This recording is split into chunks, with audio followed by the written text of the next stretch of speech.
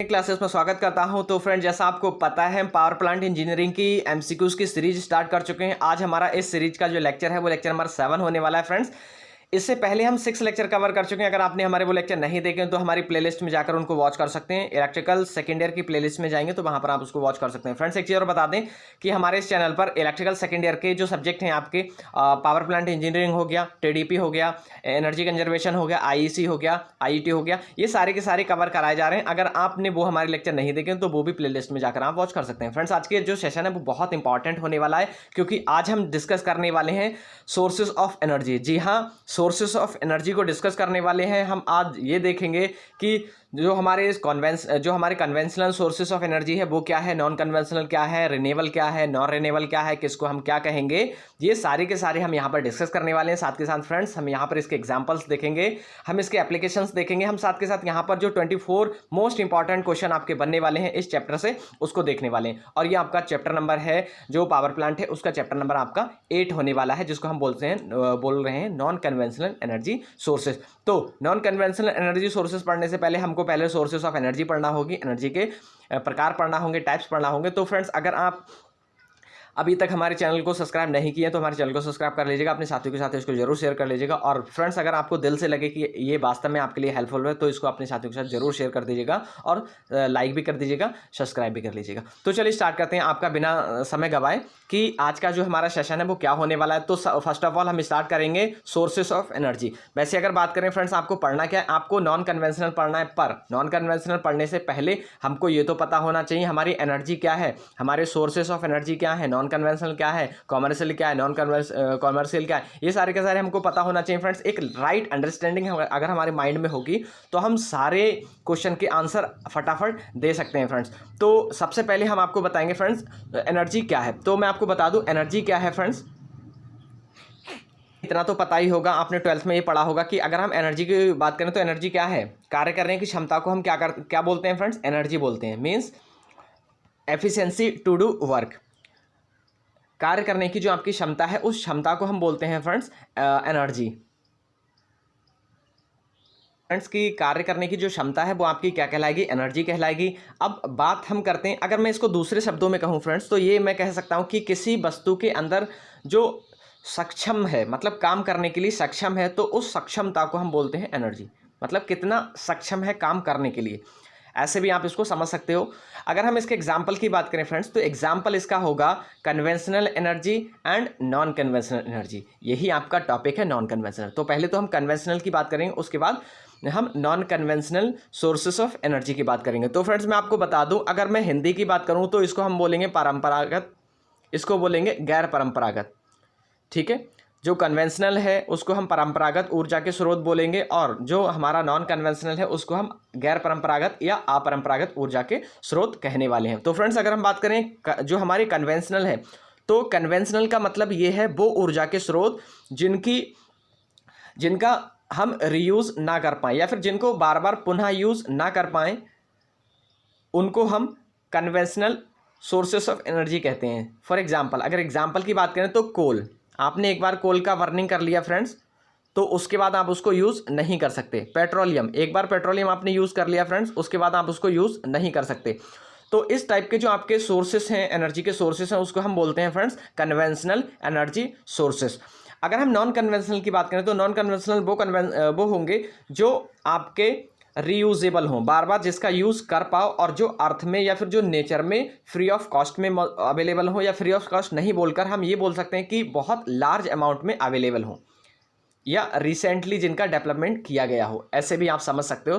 Finally अगर हम इसकी सिंपल डेफिनेशन की बात करें नॉन कन्वेंशनल की तो आप ये बोल सकते हो कि वह ऊर्जा के स्रोत जिनका बार बार यूज़ कर पाए हम नॉन कन्वेंशनल एनर्जी सोर्सेज कहलाते हैं, जो नेचर में आपके फ्री ऑफ कॉस्ट मौजूद हैं, या फिर फ्री ऑफ कॉस्ट ना कहकर हम ये बोल सकते हैं कि जिनकी जो क्षमता है या फिर जो जिनकी अवेलेबिलिटी है वो नेचर में बहुत ज़्यादा है। जैसे सोलर हो गया, विंड हो गया, टाइडल हो गया, बायोगैस हो गई, बायो एनर्जी हो गई, साथ के साथ आपका यूरेनियम हो गई, ठीक है। ये सारे के सारे आपके नॉन कन्वेंशनल हैं। अगर हम कन्वेंशनल की बात करें तो कन्वेंशनल में क्या आ जाएगा फ्रेंड्स, कन्वेंशनल मैंने आपको बता दिया, वह ऊर्जा के स्रोत जो रीयूजेबल ना हो या जिनका बहुत लंबे समय से हम यूज़ करते हुए चले आ रहे हैं या जिस पर बहुत लंबे समय से हम आश्रित हैं और जो रीयूजेबल ना हो, ऐसे ऊर्जा के स्रोत को हम कहते हैं फ्रेंड्स कन्वेंशनल एनर्जी सोर्सेस, या फिर हिंदी में कहें तो हिंदी में कहते हैं हम परंपरागत ऊर्जा के स्रोत। अगर हम बात करें परंपरागत ऊर्जा के स्रोत कि इनको कितनी टाइप में कैटेगराइज कर दिया, तो फ्रेंड्स फर्दर हमने इसको अगेन 2 पार्ट्स में कैटेगराइज कर दिया है।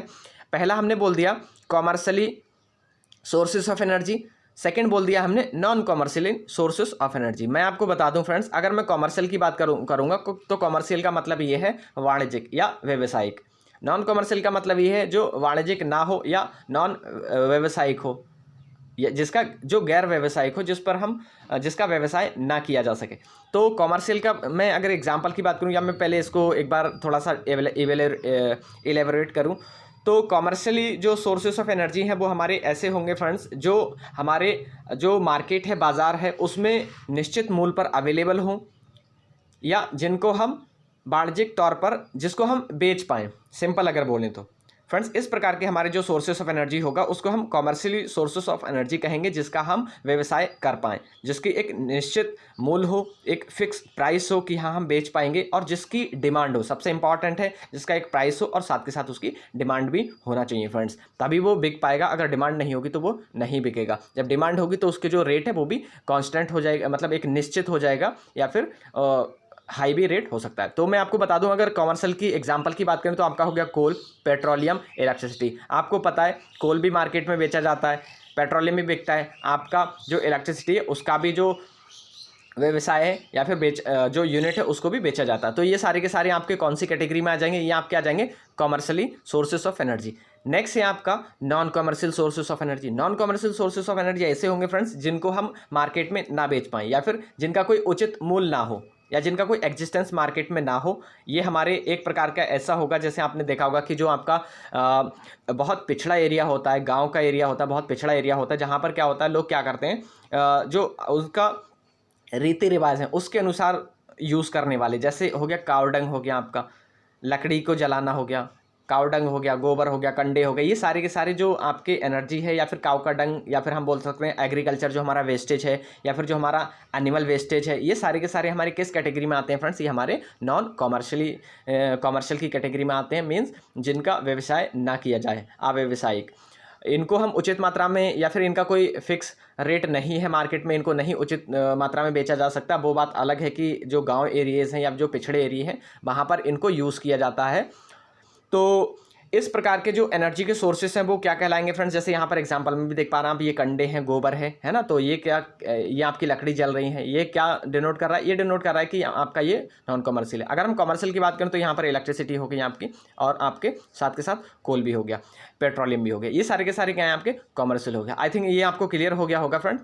अब हम बात करते हैं फ्रेंड्स नॉन कन्वेंशनल की। नॉन कन्वेंशनल की बात करें तो नॉन कन्वेंशनल का मतलब ये है फ्रेंड्स, जो हमारे जो नेचर है उसमें लार्ज अमाउंट में अवेलेबल हैं, जो अभी रिसेंटली जिनका डेवलपमेंट किया गया हो और जिनका यूज़ करने से वो ख़त्म ना हो, मींस मोस्ट अवेंडेंट हो, बहुत अधिक मात्रा में हमारे पास अवेलेबल हो, ऐसे सोर्सेस ऑफ एनर्जी को हम बोलते हैं non conventional sources of energy. Means Hindi में कहें तो ऊर्जा के गैर परंपरागत स्रोत।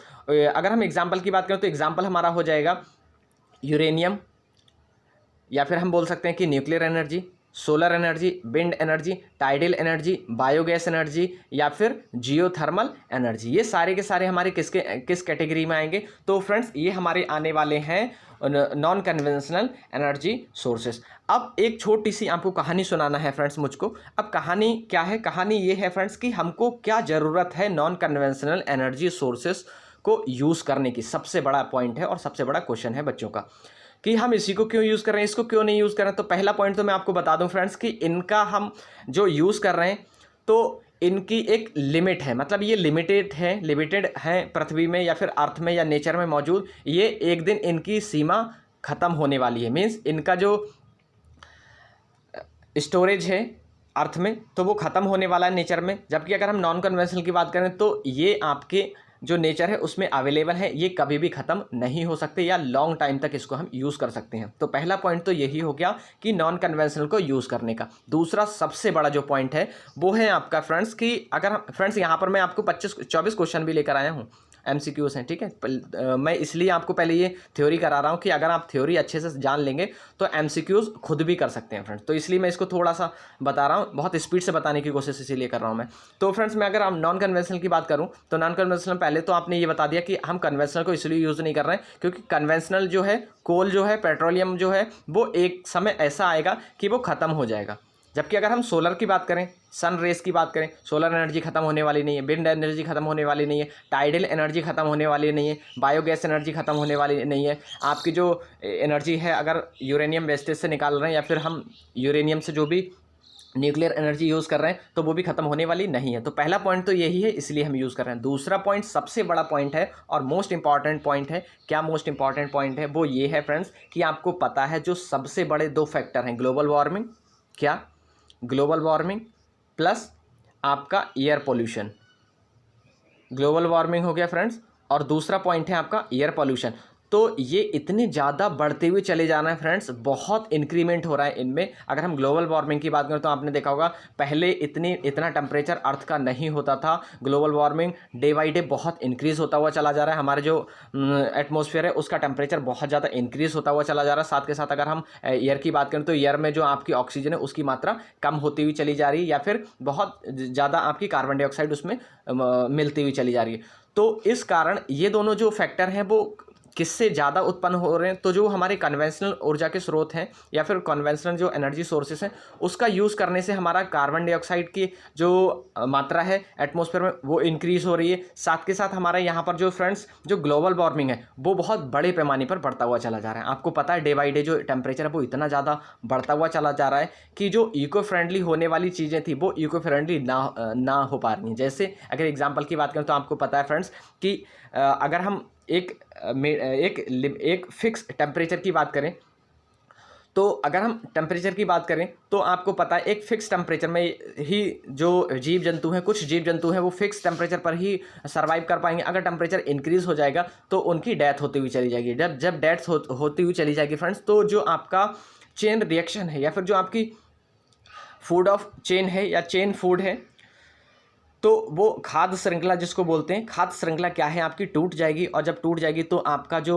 बीच के जो आपके जो स्पेसीज़ हैं वो विलुप्त होती हुई चली जाएंगी। तो ये बहुत बड़ा रीज़न है आपका कन्वेंशनल का कि कन्वेंशनल से क्या हो रहा है। सबसे बड़े 2 फैक्टर हमारे अफेक्ट हो रहे हैं। पहला तो ग्लोबल वार्मिंग सामने आ रहा है या फिर ग्लोबल वार्मिंग हो रहा है, दूसरा आपका एयर पोल्यूशन हो रहा है। तो इसको रिमूव करने के लिए या इसको मिनिमाइज़ करने के लिए हम क्या कर रहे हैं, अपने एनर्जी कन्वेंशनल एनर्जी सोर्सेज से हम मूव कर रहे हैं किधर, नॉन कन्वेंशनल एनर्जी सोर्सेज। क्योंकि हम बता दें फ्रेंड्स आपको जो सोलर एनर्जी है, विंड एनर्जी है, टाइडल एनर्जी है, बायोगैस एनर्जी है और जो आपकी यूरेनियम से जो एनर्जी यूज़ हो रही है या फिर जो न्यूक्लियर एनर्जी है वो आपकी इको फ्रेंडली है, पहली चीज़। और दूसरी बात उसमें किसी भी प्रकार का एयर पोल्यूशन नहीं होता है।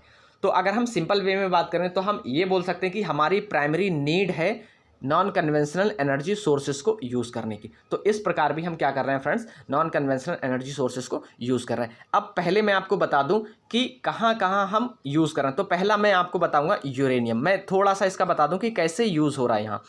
तो यूरेनियम की अगर मैं बात करूं फ्रेंड्स, पहला है आपका यूरेनियम। तो मैं यूरेनियम की बात करूं, यूरेनियम हमारी एक प्रोसेस है जिसको आपको पता है, जो प्रोसेस है आपकी न्यूक्लियर फ्यूज़न और न्यूक्लियर फिजन। तो अगर हम फ्यूज़न की बात करें तो फ्यूज़न को कहते हैं नाभिकीय संलयन और फिजन को कहते हैं नाभिकीय विखंडन। तो इस प्रोसेस से जो भी हमारी ऊर्जा उत्पन्न हो रही है, निकल रही है, एनर्जी जनरेट हो रही है, तो इस प्रकार की एनर्जी को हम बोलते हैं न्यूक्लियर एनर्जी, जो हमारे न्यूक्लियर के एटम से प्राप्त की जाती है।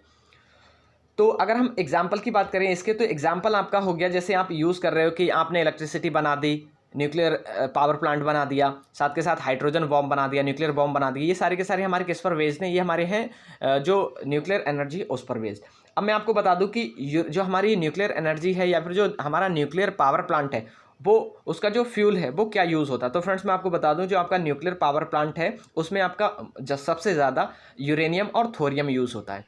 अब अगर मैं बात करूं यूरेनियम और थोरियम की, तो फ्रेंड्स यूरेनियम और थोरियम आपका झारखंड प्लस साथ के साथ अरावली जो आपकी रेंज है उसमें बहुत ज़्यादा मात्रा में अवेलेबल है। सबसे ज़्यादा मात्रा में आपका जो यूरेनियम और थोरियम है वो आपका झारखंड में मिलता है, उसके बाद आपका अरावली रेंज में भी मिलता है। एक आपका स्टेट और है जिसमें बहुत ज़्यादा आपका थोरियम मिलता है, तो वो आपका केरला हो गया। तो अगर हम बात करें कि केरला की, तो वहाँ भी आपका जो थोरियम है वो सबसे ज़्यादा मिलता है, ठीक है। तो ये एमसीक्यूज बनने वाले क्वेश्चन है फ्रेंड्स। अब अगर मैं बात करूँ कि जो हमारा नॉन कन्वेंशनल एनर्जी सोर्सेस है उसको हम क्या कहते हैं, अभी मैं वापस फिर आऊँगा फ्रेंड्स। मैं आपको बता दूं कि जो आपके नॉन कन्वेंशनल एनर्जी सोर्स है उसको हम रिन्यूएबल बोलते हैं। रिन्यूएबल मतलब जिसको हम रिन्यू कर पाएँ, मतलब रीयूज़ कर पाएँ, जिसका बार बार रिन्यू कर पाएँ, तो रिन्यूएबल हो गया हमारे एनर्जी के सोर्सेस। और इसी को हम बोलते हैं नॉन रिन्यूएबल।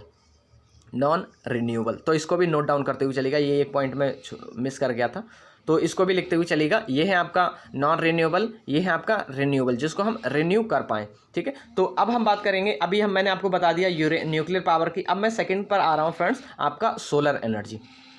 तो सोलर की बात करते हैं फ्रेंड्स। सोलर की बात करने से पहले एक दो आपके छोटे छोटे क्वेश्चन और बचे हैं, मैं उनको भी यहीं पर बता दे रहा हूँ न्यूक्लियर पावर प्लांट से। तो फ्रेंड्स ये सबसे बड़ा क्वेश्चन आपका न्यूक्लियर पावर प्लांट का है कि सबसे पहला न्यूक्लियर पावर प्लांट कौन सा है और कहाँ पर स्थापित किया गया था, फर्स्ट न्यूक्लियर पावर प्लांट। तो इसको भी नोट डाउन करते हुए चलेगा।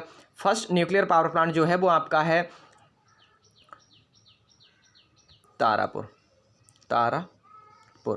फ्रेंड्स क्या कहेगा, भारत का प्रथम न्यूक्लियर पावर प्लांट का नाम बताइए। तो ऑप्शन 4 दे रखे होंगे, उसमें होगा Tarapur power plant, Tarapur nuclear power plant. तो ये सबसे बड़ा है। अगर मैं बात करूं कि जो बड़े बड़े पावर प्लांट हैं, न्यूक्लियर पावर प्लांट हैं, तो जो इफेक्टिव हैं, जो अभी वर्किंग कंडीशन पर हैं, तो वो अभी तो 6 हैं ऑल ओवर इंडिया, ठीक है।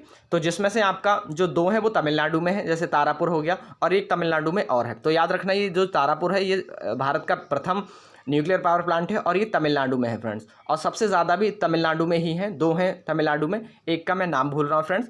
और एक मोस्ट इंपॉर्टेंट क्वेश्चन और है, बोलेगा यूपी का एकमात्र न्यूक्लियर पावर प्लांट है। तो फ्रेंड्स नरोरा है, नरोरा, और ये आपका बुलंदशहर में है, इसको भी नोट डाउन करते हुए चलेगा, ठीक है। तो ये आपके जो न्यूक्लियर पावर प्लांट है उससे क्वेश्चन फिनिश्ड हो गए। अब मैं बात करता हूँ सोलर पावर प्लांट की। तो फ्रेंड्स सोलर पावर प्लांट क्या है, सोलर पावर प्लांट आपका फोटोवोल्टाइक टेक्नोलॉजी पर वर्क करता है। अब फोटोवोल्टाइक टेक्नोलॉजी क्या होती है, पहले मैं सोलर बता दूं। सोलर जो आपका है वो फोटोवोल्टाइक टेक्नोलॉजी पर वर्क करता है। फोटोवोल्टाइक टेक्नोलॉजी क्या करती है, जो आपके पैनल्स होते हैं उसमें आपके जो सेल्स हैं, सोलर सेल्स लगे होते हैं, तो वो सोलर सेल्स जब उन पर फोटोन पड़ते हैं, जब सन रेज आकर पड़ती हैं, जब फोटोन उस पर स्ट्राइक करते हैं, तो वो डायरेक्टली आपकी इलेक्ट्रिसिटी में कन्वर्ट कर देता है उसको। मीन्स जो आपका सन रेज है तो उसको वो डायरेक्टली आपकी इलेक्ट्रिसिटी में कन्वर्ट कर देता है। तो इस प्रोसेस को बोला जाता है फोटोवोल्टाइक इफेक्ट। तो सोलर पावर प्लांट क्या करता है, आपका जो फोटोवोल्टाइक है या फिर जो फोटोन है उसको डायरेक्टली इलेक्ट्रिसिटी में कन्वर्ट कर देता है। फ्रेंड्स अगर मैं बात करूं, इस पर एक अच्छा कॉन्सेप्ट निकल कर आ रहा है कि अगर मैं बात करूं सोलर का जनरेशन कहाँ पर सबसे ज़्यादा करना उचित है, तो मैं आपको बता दूं इंडिया क्या है, इंडिया ट्रॉपिकल कंट्रीज़ है।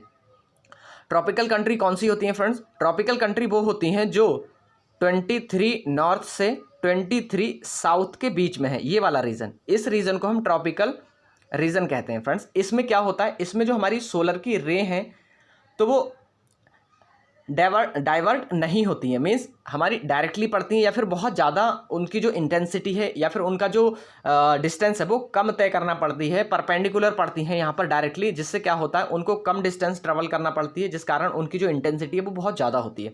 तो ज़्यादा इंटेंसिटी है जिस कारण क्या होगा, जितनी ज़्यादा इंटेंसिटी होगी हमारी सन रेज की, उतना ज़्यादा हम वहाँ पर जो जनरेशन है इलेक्ट्रिसिटी का उसको करा पाएंगे। तो इसलिए इंडिया में जो आपका सोलर एनर्जी है उसको प्रोड्यूस करना बहुत आसान है, ठीक है। तो आप याद रखिएगा ये आपका ट्रॉपिकल कंट्रीज़ हैं, और ट्रॉपिकल कंट्रीज़ में आपकी जो सोलर की रेज हैं वो बहुत ज़्यादा मिलती हैं या फिर बहुत ज़्यादा डेविएट नहीं होती हैं। तो इस प्रकार यहाँ पर हम सोलर का उत्पादन आसानी से कर सकते हैं। तीसरा था आपका विंड एनर्जी। तो विंड एनर्जी क्या होती है, पहले आपको बता दूँ विंड एनर्जी क्या होती है। हम क्या करते हैं फ्रेंड्स, एक ये आपका दिख रहा है विंड टरबाइन, तो इस विंड टरबाइन को हम ऐसी जगह पर प्लेस करते हैं जहाँ जो कोस्टल रीजन हो या फिर हिली एरियाज हो, मीन्स माउंटेनियस रीजन हो, जैसे आपका पहाड़ी क्षेत्र हो या फिर आपका जो समुद्री किनारा है ऐसा रीजन हो, जिससे क्या हो डायरेक्टली जो आपकी विंड है वो डायरेक्टली आए, डायरेक्टली यहाँ पर हमको विंड मिलती रहे। तो अगर हम बात करें इस वाले रीजन की, विंड की बात करें हम, तो विंड की हम बात कर रहे हैं फ्रेंड्स, तो विंड आपकी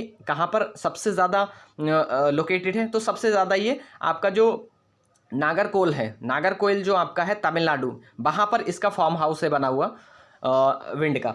सेकंड की बात करें तो सेकंड कहाँ है आपका, आंध्र प्रदेश हो गया, राजस्थान हो गया, कर्नाटका हो गया फ्रेंड्स, साथ के साथ केरला हो गया, महाराष्ट्र हो गया, लक्षद्वीप हो गया। इन जगहों पर हमारा जो विंड है उनके प्लांट इस्टेब्लिश किए गए हैं, प्लांट बनाए गए हैं, फार्म हाउस बनाए गए हैं, जहां पर हम इलेक्ट्रिसिटी का जनरेशन करते हैं। अब होता कैसे है जनरेशन फ्रेंड्स, जब यहाँ से विंड चलकर आती है तो बहुत हाई स्पीड से विंड आती है, उनकी जो काइनेटिक एनर्जी है मीन्स बहुत हाई प्रेशर के साथ यहाँ पर आती हैं, तो उनकी जो प्रेशर एनर्जी है वो बहुत ज़्यादा होती है। मीन्स कहने का तात्पर्य ये कि जब बहुत स्पीड से ये चलकर आएंगी यहाँ पर तो उनकी काइनेटिक एनर्जी बहुत ज़्यादा होगी। अब जब काइनेटिक एनर्जी होगी तो क्या करेंगी, जो आपकी ये विंड आ रही है, विंड के पास आपकी एनर्जी है, इस एनर्जी से क्या होगा, इसको स्ट्राइक करेंगे। जब ये आपका जो टरबाइन है वो रोटेट करेगा, रोटेट मीन्स आपका यहाँ पर जो आपकी पोटेंशियल एनर्जी है, या फिर हम प्रेशर एनर्जी की बात करें, पोटेंशियल ना कहकर हम प्रेशर की बात करें, जो हमारी विंड की प्रेशर है उस प्रेशर की वजह से क्या हो रहा है, हमारा ये टरबाइन रोटेट होगा। और जब रोटेट होगा तो टरबाइन हमारा जो एनर्जी है कौन सी एनर्जी को परिवर्तित करेगा, तो हमारी प्रेशर एनर्जी को, जो विंड की प्रेशर एनर्जी है उसको काइनेटिक एनर्जी में परिवर्तित करेगा। अब काइनेटिक एनर्जी मैकेनिकल एनर्जी का पार्ट होती है फ्रेंड्स। मैकेनिकल एनर्जी बराबर होता है आपका kinetic energy plus potential energy. तो यहाँ पोटेंशियल की तो अभी कोई बात नहीं कही गई है, आपका क्या मिल रहा है यहाँ पर, काइनेटिक एनर्जी मिल रहा है फ्रेंड्स। जब काइनेटिक एनर्जी मिल रहा है तो हम क्या करेंगे कि वहीं पर अपना अल्टरनेटर कनेक्ट करेंगे, और अल्टरनेटर जब कनेक्ट करेंगे तो जब शाफ्ट इसकी रोटेट होगी साथ के साथ आपका अल्टरनेटर भी मूव करेगा, तो आपकी एनर्जी का जनरेशन होना शुरू हो जाएगा। तो ये था आपका कॉन्सेप्ट किसका, ये कॉन्सेप्ट था आपका विंड का, कि विंड की जो आपकी प्रेशर एनर्जी है उसको हम मैकेनिकल एनर्जी या काइनेटिक एनर्जी में कन्वर्ट करते हैं, और अपने अल्टरनेटर की सहायता से उस मैकेनिकल एनर्जी को या काइनेटिक एनर्जी को विद्युत धारा में या फिर इलेक्ट्रिकल एनर्जी में परिवर्तित करने का काम करते हैं। तीसरी पॉइंट पर आते हैं, वायु एनर्जी या फिर biogas energy, sorry, bio energy हो गया या बायोगैस एनर्जी। तो मैं आपको बता दूं बायोगैस एनर्जी क्या होती है। आपने देखा होगा फ्रेंड्स, जो आपका गोबर गैस प्लांट होते हैं वो इसी टेक्नोलॉजी पर बेस्ड है। मतलब जो आपका एनिमल है, एनिमल वेस्टेज है, या फिर काऊ का डंग हो गया, एनिमल का डंग हो गया, जो ह्यूमन वेस्टेज है, उससे जो एनर्जी प्राप्त हो रही है वो हमारी बायो एनर्जी कहलाएगी। अब मैं इसकी प्रोसेस की बात करूं तो प्रोसेस क्या होगा, प्रोसेस ये होता है फ्रेंड्स, हम जो ऑर्गेनिक मैटर हैं उनको उनका डिकम्पोजिशन कराते हैं। एक हम प्लांट तैयार कर लेते हैं, इस प्लांट में हम क्या करते हैं, काऊ का डंग या फिर जो भी हमारा एनिमल वेस्टेज है उसको यहाँ पर डाल देते हैं और ऊपर से इसको बंद कर देते हैं। यहाँ पर हमारे बैक्टीरिया यहाँ पर इसमें पनपना शुरू हो जाते हैं, और वो बैक्टीरिया क्या करते हैं, इसका डिकम्पोजिशन करना शुरू कर देते हैं। और जब वो डिकम्पोजिशन करना शुरू कर देते हैं तो वहाँ से गैस रिलीज होना शुरू हो जाती है, जो हमारी कहलाती है बायोगैस। कैटल डंग हो गया, मेनली आपका गोबर प्लांट हो गया, ये बहुत ज़्यादा इंडिया में इसका प्रचलन है। ठीक है, तो ये था आपका बायोगैस। नेक्स्ट एक और बचा आपका, उस पर आते हैं, फिर हम डायरेक्टली इसके क्वेश्चन पर चलेंगे। तो नेक्स्ट है आपका टाइडल एनर्जी। टाइडल एनर्जी की बात करूं फ्रेंड्स, तो टाइडल एनर्जी क्या होती है, टाइडल एनर्जी वो है, टाइडल एनर्जी का हिंदी मीनिंग बताऊं तो हिंदी मीनिंग है आपका भूतापीय, नहीं सॉरी ज्वारीय। भूतापीय की बात करूं फ्रेंड्स तो जियोथर्मल है, जियोथर्मल को बोलते हैं हम, इसको नोट डाउन करते हुए चलेगा। जियोथर्मल का मतलब है आपका भूतापीय। पर यहाँ पर हम टाइडल की बात करें तो टाइडल का मतलब क्या है, टाइडल का मतलब है हमारा जो हमारी ज्वारीय एनर्जी है, मतलब जो ज्वार भाटा आते हैं समुद्र में उसकी एनर्जी को हम यूज़ करके क्या करते हैं, इलेक्ट्रिसिटी जनरेट करते हैं। तो इस प्रकार की एनर्जी को हम कहते हैं फ्रेंड्स टाइडल एनर्जी। तो चलिए नेक्स्ट पर आते हैं, और अब हम शुरू करते हैं अपने एमसीक्यूज। एमसीक्यूज शुरू करने से पहले हम ये देख लें कि कंजम्पशन, इंडिया में कंजम्पशन किस एनर्जी का कितना प्रतिशत किया जा रहा है, बहुत इंपॉर्टेंट है ये भी। तो फ्रेंड्स यहाँ पर देखिएगा, अगर मैं इंडिया के कंजम्पशन की बात करूँ तो इंडिया का कंजम्पशन देखिएगा, अगर मैं बात करूँ सबसे ज़्यादा जो है वो आपका पेट्रोलियम है, मीन्स थर्मल पावर प्लांट से सबसे ज़्यादा आपका जो एनर्जी का जनरेशन है वो किया जा रहा है। तो देख लीजिएगा कितना किया जा रहा है, लगभग 48%। अकेला आपका जो थर्मल पावर प्लांट है या फिर जो आपका कोल बेस्ड पावर प्लांट है उससे आपका 48% जो जनरेशन है इलेक्ट्रिसिटी का वो किया जा रहा है। नेक्स्ट है आपका नॉन कन्वेंशनल। नॉन कन्वेंशनल से देखिएगा, नॉन कन्वेंशनल जो एनर्जी के कंजम्पशन हो रहा है वो कितना कंजम्पशन हो रहा है, तो ये वाला देखिएगा, ये है आपका नॉन कन्वेंशनल से 14%, 14%, ये है आपका नॉन कन्वेंशनल से। अगर हम नेक्स्ट की बात करें तो नेक्स्ट क्या है आपका, इस वाले रीजन पर आइए, रेड वाले पर फ्रेंड्स, तो इस रीज़न की बात करें हम तो यहाँ पर है ये आपका नेचुरल गैस। तो नेचुरल गैस का आपका 1% है। कितना प्रतिशत है नेचुरल गैस का? 1%। लिखते हुए चलिएगा इनको, ये सब पूछे जा सकते हैं। 1% हो गया। अगर हम बात करें इस वाले रीज़न की तो ये है आपका पेट्रोलियम। सबसे ज़्यादा अगर बात करें तो कोल हो गया फ्रेंड्स 48%। सेकेंड हाईएस्ट आपका क्या है? 26% है आपका पेट्रोलियम। तो ये वाला रीज़न है, ये पेट्रोलियम से की एनर्जी का कंजम्पशन किया जा रहा है इंडिया में। ठीक है, नेक्स्ट की बात करें तो नेक्स्ट आपका बचा एक ये वाला। ये क्या है? ये आपका इलेक्ट्रिसिटी। आपकी 5% जो एनर्जी कंज्यूम की जा रही है वो आपकी इलेक्ट्रिसिटी से जो भी कंजम्पशन किया जा रहा है वो इंडिया में इलेक्ट्रिसिटी एनर्जी का कंजम्पशन इतना किया जा रहा है 5%। तो आई थिंक आपको ये क्लियर हो गया होगा फ्रेंड्स कि किस एनर्जी का कितना यूज़ इंडिया में किया जा रहा है। तो चलिए अब मोस्ट इंपॉर्टेंट जो आपको जिसका इंतजार था वो देखते हैं हम, और स्पीड से करेंगे क्योंकि फ्रेंड्स थोड़ा लंबा हो गया है सेशन। तो लंबा होने का सेशन ये मतलब था कि आज मैं इसको फिनिश करने वाला था और ये बहुत इंपॉर्टेंट है, तो वो आप इसको देखते हुए चलिएगा फ्रेंड्स। अगर आपको वास्तव में लग रहा है कि बहुत आपके लिए हेल्पफुल है और बहुत इंपॉर्टेंट है तो प्लीज़ इसको शेयर भी कर दीजिएगा अपने साथियों के साथ। फ्रेंड्स क्वेश्चन नंबर 1 में क्या कहा गया है? क्वेश्चन नंबर 1 में देख लीजिएगा। क्वेश्चन नंबर 1 में कहा गया है फ्रेंड्स, निम्नलिखित या निम्नतम में से कौन सा गैर परंपरागत ऊर्जा का स्रोत है? मींस नॉन कन्वेंशनल की बात करी गई है फ्रेंड्स, नॉन कन्वेंशनल। तो जस्ट मैंने आपको बता दिया, तेल नहीं है, पेट्रोलियम नहीं है, कोल नहीं है फ्रेंड्स। यहाँ पर आपका कोल नहीं, गलत हो गया। एक सेकेंड फ्रेंड्स, तेल गलत हो गया, कोल गलत हो गया, उपरोक्त में से कोई नहीं गलत हो गया। आपका बायोगैस जो है अभी आपने देखा, बायोगैस एनर्जी वो क्या थी फ्रेंड्स? परंपरागत गैर परंपरागत तो ये थी, नॉन कन्वेंशनल। तो आपका option C is the right answer. Next पर आ जाइए, क्वेश्चन नंबर 2 में कहा गया है निम्नलिखित में से कौन ऊर्जा का गैर परंपरागत स्रोत नहीं है? तो यहाँ पर गैर परंपरागत स्रोत नहीं पूछा गया है, तो सोलर एनर्जी है फ्रेंड्स, सौर ऊर्जा।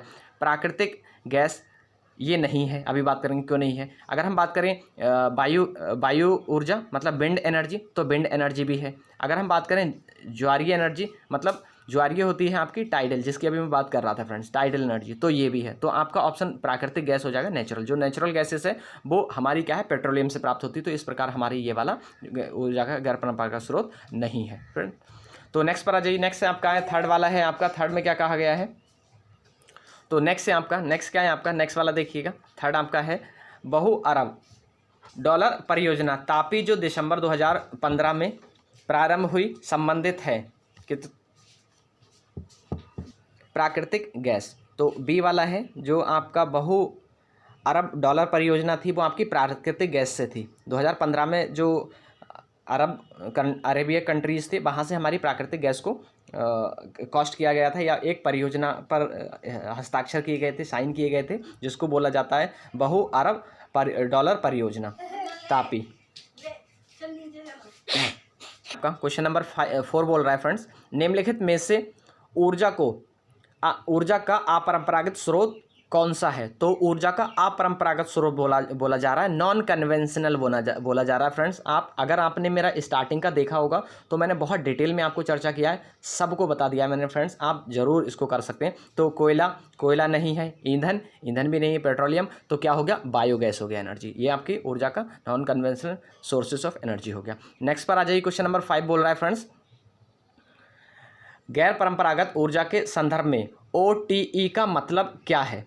तो OTE का अगर मतलब की बात करूं फ्रेंड्स तो OTE का मतलब है यहाँ पर जो यहाँ बोल रहा है समुद्री ऊष्मीय ऊर्जा मतलब ओशियन थर्मल एनर्जी। OTE का मतलब होता है ओशियन थर्मल एनर्जी। इसको नोट डाउन करिएगा, बहुत इंपॉर्टेंट टर्म है, ocean thermal energy, ocean thermal energy friends.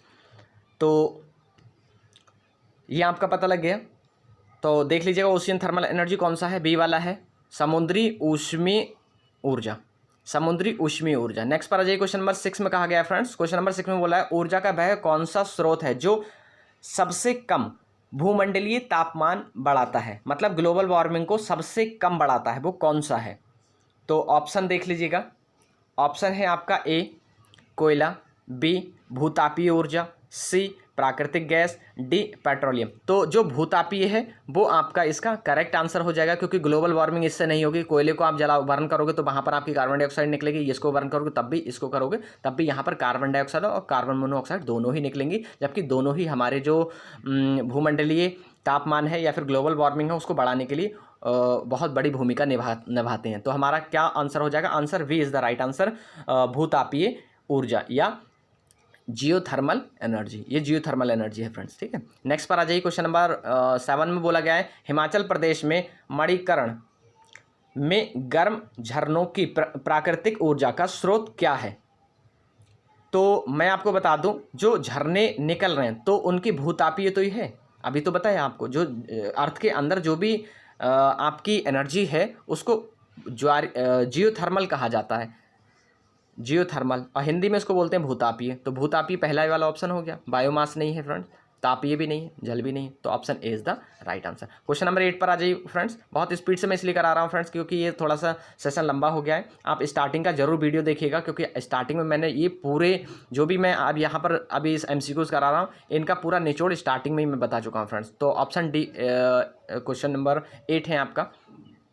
Question number 8 में कहा गया है फ्रेंड्स निम्नलिखित में से किस ऊर्जा का वाणिज्यिक स्रोत है, मतलब ऊर्जा का क्या ऊर्जा का वाणिज्यिक स्रोत है। इसीलिए मैंने आपको जो आपकी कॉमर्शियल है नॉन कॉमर्शियल था उसको बताया था, मतलब ये है कॉमर्शियल ऊर्जा का स्रोत बोला गया है,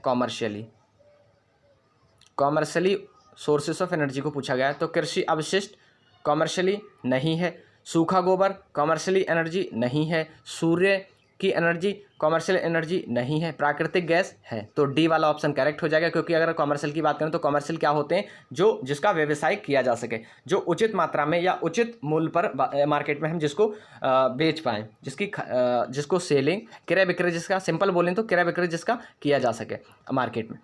तो option D is the right answer. Next पर आ जाइए, क्वेश्चन नंबर 9 में क्या कहा गया फ्रेंड्स। क्वेश्चन नंबर 9 में बोल रहा है निम्नलिखित में से कौन सा ऊर्जा का वाणिज्यिक स्रोत नहीं है। अब वाणिज्यिक स्रोत की नहीं की बात कही गई है, मीन्स नॉन कॉमर्शियल यहाँ पर पूछ लिया, नॉन कॉमर्शियली यहाँ पर पूछा गया है।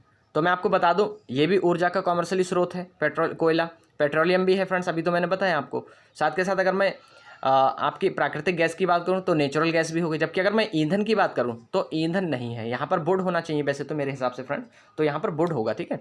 ईंधन में आपकी वुड वगैरह आ जाएगी, वुड हो गई, काव डंग हो गया, गोबर वगैरह हो, ये है आपका, ठीक है। तो option D is the right answer. Next पर आ जाइए, क्वेश्चन नंबर 10 में बोला गया है निम्नलिखित में से कौन सा नवीनीकरण ऊर्जा का एक स्रोत है। नवीनीकरण बोला गया है। अब नवीनीकरण क्या होता है, तो जिसको हम रिन्यूएबल बोलते हैं, क्या बोलते हैं friends, renewable, renewable, renewable, renewable, और इसी को हम बोलते हैं नॉन कन्वेंशनल, इसी को बोलते हैं हम नॉन कन्वेंशनल। तो ये पूछा गया है रिन्यूएबल ऊर्जा का स्रोत है, तो क्या है, कोयला नॉन रिन्यूएबल नहीं है, सॉरी रिन्यूएबल नहीं है, ये नॉन रिन्यूएबल हो गया। पेट्रोलियम भी रिन्यूएबल नहीं है, प्राकृतिक गैस भी नहीं है, जो पौधा है मीन्स जो प्लांट है वो आपके एक प्रकार के रिन्यूएबल या नॉन कन्वेंशनल ऊर्जा के स्रोत हैं, ठीक है। तो इसको भी नोट डाउन करते हुए चलिएगा फ्रेंड्स। 11 क्वेश्चन नंबर में बोला है निम्नलिखित में से कौन सा एक ऊर्जा का नवीनीकरण स्रोत है। नवीनी बोल रहा है, रिन्यूएबल बोला जा रहा है, अभी इससे पहले नहीं जो बोला गया था उसी का एक रिपीटेड क्वेश्चन मान लीजिए कि दूसरे, लेकिन उसके जो ऑप्शन है वो दूसरे हैं, ठीक है। तो यहाँ पर बताइएगा फ्रेंड्स निम्नलिखित में से ऊर्जा का नवीनीकरण स्रोत नहीं है, सॉरी है, ठीक है। ऊर्जा का स्रोत नवीनीकरण स्रोत मीन्स रिन्यूएबल या नॉन कन्वेंशनल, इसको लिखते हुए चलिएगा फ्रेंड्स, बहुत कन्फ्यूजन होता है बच्चों को इससे। तो रिन्यूएबल या नॉन कन्वेंशनल ऊर्जा का स्रोत पूछा गया है, तो नाभिकीय ऊर्जा बोल रहा है, कोयला बोल रहा है, पेट्रोलियम बोल रहा है, सौर बोल रहा है। तो नाभिकीय नहीं हो गई, ये भी नहीं हो गया, ये भी नहीं हो गया, आंसर आपका क्या हो गया, सोलर एनर्जी, सौर ऊर्जा, ठीक है। तो सोलर एनर्जी है आपका नॉन रिन्यूएबल या सॉरी रिन्यूएबल या नॉन कन्वेंशनल, ठीक है।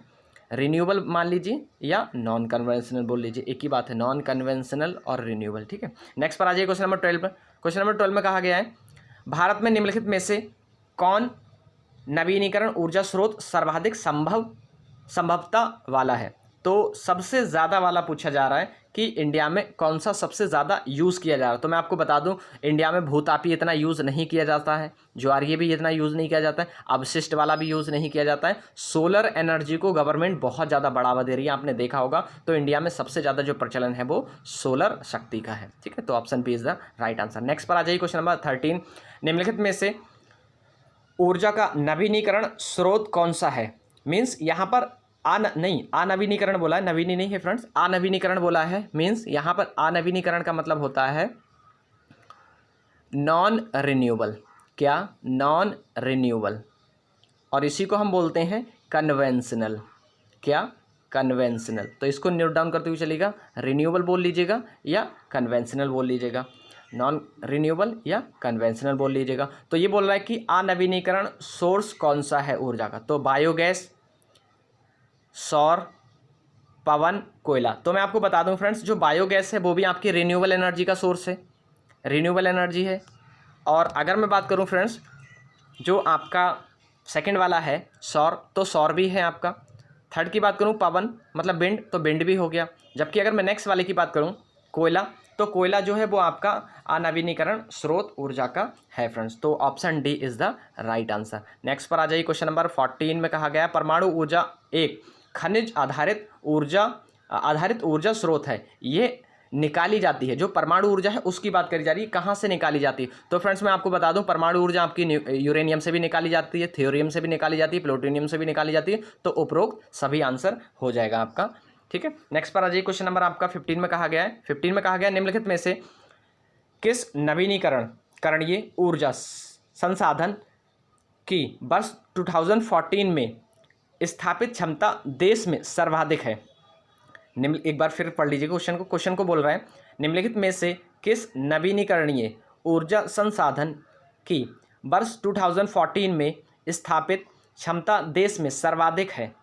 तो फ्रेंड्स इसका आंसर क्या हो जाएगा, जबकि अगर मैं सोलर की बात करूं तो सोलर भी नहीं होगा, बायोगैस भी नहीं होगी, बायोमास भी नहीं होगा, अवशिष्ट भी नहीं होना है, पवन शक्ति आपका ऑप्शन हो जाएगा। क्योंकि अगर 2014 की बात करें तो 2014 में आपका जो सबसे ज़्यादा जो आपका फोकस किया गया था, तो फ्रेंड्स वो आपका पवन विंड एनर्जी पर ही किया गया था। इसी दौरान आपका जो विंड है, सबसे बड़ा फार्म हाउस है वो आपका जो नागरकोइल है, मीन्स तमिलनाडु में, वहाँ पर इस्टेब्लिश किया गया था, स्थापित किया गया था। तो सबसे ज़्यादा आपका हो जाएगा डी वाला, पवन ऊर्जा पर 2014 में सबसे ज़्यादा ध्यान दिया गया था, या फिर उसकी क्षमता को बढ़ाने का प्रयत्न किया गया था। 14 में देखिएगा, निम्नलिखित में से स्वच्छतम ऊर्जा का स्रोत क्या है। स्वच्छतम बोला जा रहा है, तो अगर हम बात करें ए क्या है, जैविक ईंधन, फॉसिल ईंधन, न्यूक्लियर शक्ति, पवन ऊर्जा। तो यहाँ पर साफ साफ मीनिंग ये है कि जो आपका फ्रेश या स्वच्छ है, नीट एंड क्लीन जिससे मिलता है, जिसमें किसी भी प्रकार का पोल्यूशन ना हो, गंदगी ना हो, तो इस कंटेस्ट में पूछा गया है। तो अगर मैं इस आधार पर बात करूं तो जो आपका जैविक ईंधन है तो उसमें भी बहुत गंदगी होती है फ्रेंड्स।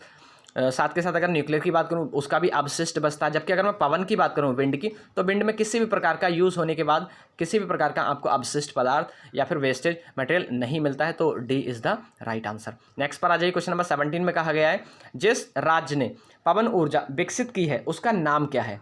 तो फ्रेंड्स पवन ऊर्जा कहाँ पर सबसे पहले मतलब किसने विकसित किया गया था, तो मैं आपको बता दूं गुजरात में ये स्थापित मतलब इसका जो विकास है, डेवलपमेंट है, वो किया गया था। जबकि ये डी बी सी डी ये वाले ऑप्शन गलत हो जाएंगे। क्वेश्चन नंबर 18 पर आ जाइए। क्वेश्चन नंबर 18 में कहा गया है भारत में विद्युत आपूर्ति सबसे पहले कहाँ शुरू हुई। जो आपकी इलेक्ट्रिसिटी है वो इंडिया में सबसे पहले कहाँ पर स्टार्ट की गई थी। तो फ्रेंड्स आपको थोड़ा सा आश्चर्यचकित होगा कि वो कहाँ पर शुरू की गई थी, तो वो आपका दार्जिलिंग में शुरू की गई थी, दार्जिलिंग में। जबकि कोलकाता में नहीं होगा, मुंबई में नहीं होगा, चेन्नई में नहीं होने वाला। तो option B is the right answer, Darjeeling. Next पर आ जाइए 19, क्वेश्चन नंबर 19 में कहा गया है विद्युत उत्पादन के लिए नगर अवशिष्टों का प्रयोग करने वाला भारत में पहला शहर कौन सा है। एक बार फिर पढ़ लीजिए वंस अगेन, विद्युत उत्पादन के लिए नगर अवशिष्टों का प्रयोग करने वाला भारत में पहला शहर कौन सा है। तो फ्रेंड्स अगर मैं बात करूं कि नगर अवशिष्टों की बात करी गई है, यहाँ पर देख लीजिएगा, ये सबसे महत्वपूर्ण पॉइंट है यहाँ पर, नगर अवशिष्ट, ये नगर अवशिष्ट का प्रयोग करने वाला भारत का पहला शहर कौन सा है। तो मैं आपको बता दूं कोलकाता नहीं है, मुंबई नहीं है, चेन्नई नहीं है, आंसर आपका सी करेक्ट हो जाएगा, Delhi is the right answer. तो नेक्स्ट पर आ जाइए, क्वेश्चन नंबर 20 में कहा गया है फ्रेंड्स श्वेत कोयला है, श्वेत कोयला बोला जा रहा है, तो अगर हम श्वेत कोयले की बात करें तो श्वेत कोयला किसको कहा जाता है? तो मैं आपको बता दूं, अगर वाइट कोल की बात करूं तो वाइट कोल आपके वाटर को कहा जाता है, क्योंकि जो आपका थर्मल पावर प्लांट है उसमें आपका कोल यूज़ हो रहा है। पर अगर हम बात करें हाइड्रो पावर प्लांट की तो कोल का काम वहाँ पर हमारा जल कर रहा है कि हम वहाँ पर डायरेक्टली स्टीम नहीं बनाते हैं। हम क्या करते हैं, जो हमारी वाटर की एनर्जी है उस वाटर की पोटेंशियल एनर्जी को यूज़ करके हम अपनी काइनेटिक एनर्जी में चेंज करते हैं। काइनेटिक एनर्जी से हम मैकेनिकल एनर्जी उत्पादन, मैकेनिकल एनर्जी का प्रोडक्शन करके इलेक्ट्रिसिटी का जनरेशन करना शुरू कर देते हैं। तो यहाँ पर हमारा बी वाला ऑप्शन करेक्ट हो जाएगा। श्वेत कोल हमारा जो है वो हमारा जल को कहा जाता है, या फिर जल विद्युत परियोजना जो है उसको हम हाइड्रो पावर प्लांट को हम बोलते हैं श्वेत कोल। नेक्स्ट पर आ जाइए, क्वेश्चन नंबर 21 बोल रहा है, भारत में किस स्थान पर सबसे पहला जल विद्युत शक्ति संयंत्र लगाया गया था? तो फ्रेंड्स ये भी बहुत इंपॉर्टेंट क्वेश्चन है। सबसे पहले कहाँ पर लगाया गया था? शिव समुद्रम। तो ऑप्शन बी वाला करेक्ट हो जाएगा। शिव समुद्रम में सबसे पहले हमारा जो हाइड्रो पावर प्लांट है उसको स्थापित किया गया था फ्रेंड्स। तो इसको भी नोट डाउन करते हुए चलिएगा। इसका राइट जो आंसर है वो है आपका option B is the right answer, Shiva Samudram. Next पर आ जाइए 22 क्वेश्चन नंबर 22 में कहा गया, निम्नलिखित में से किस स्थान पर विद्युत जल शक्ति से पैदा की जाती है? तो ये बोला जा रहा है कि विद्युत जल शक्ति से पैदा की जाती है। जबकि अगर मैं बात करूँ नवेली, तो नवेली में आपका जो विद्युत का उत्पादन हो रहा है वो आपका थर्मल से हो रहा है। थर्मल पावर प्लांट है नवेली में लगा हुआ। फ्रेंड्स अगर मैं बात करूं नेक्स्ट वाले की, नेक्स्ट क्या है आपका? एन्नौर। तो एन्नौर में आपका लगा हुआ है हाइड्रो पावर प्लांट। जबकि अगर मैं बात करूं तूतीकोरी, तो यहाँ भी थर्मल है लगा हुआ, थर्मल है यहाँ पर आपका लगा हुआ तूतीकोरी में। मेटौर में भी आपका थर्मल लगा हुआ है। तो ऑप्शन आपका कौन सा वाला करेक्ट हो जाएगा? फ्रेंड्स आपका ऑप्शन करेक्ट हो जाएगा, option B is the right answer. Next पर आ जाइए, क्वेश्चन नंबर 13 में कहा गया है, भारत में कुल विद्युत शक्ति में शक्ति में जल विद्युत शक्ति का योगदान है लगभग।